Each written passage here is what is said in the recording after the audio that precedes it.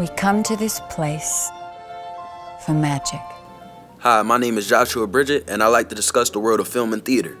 I believe the environment of the theater is just as important as the films it is we're seeing on the screen. Being able to get up and go out to enjoy yourself in a theater, look at the posters, watch commercials, and talk to people about the film you just watched is something special people more and more these days have been taking for granted.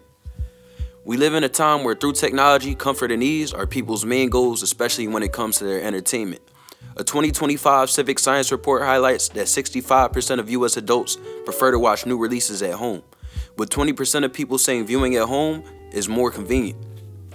Of course, this is understandable as not everybody has the time to go to the theater or not everybody has the money.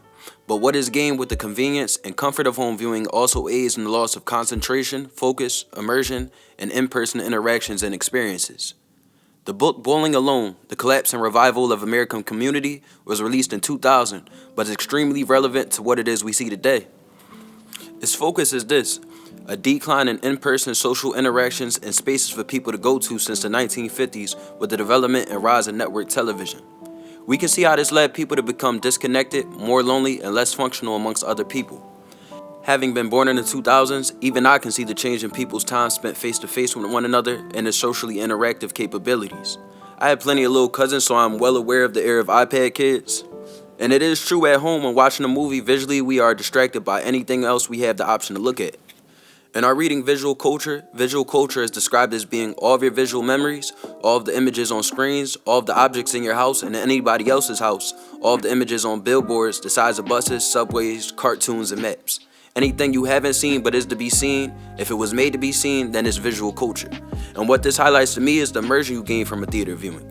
You and everyone else for the most part are in the theater for the same experience. You can talk to these people and interact with them.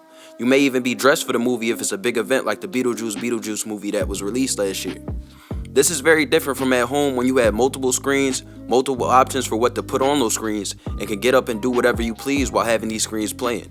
It's just a completely different visual environment compared to the one of the theater. It's one which lends itself to sensory overload.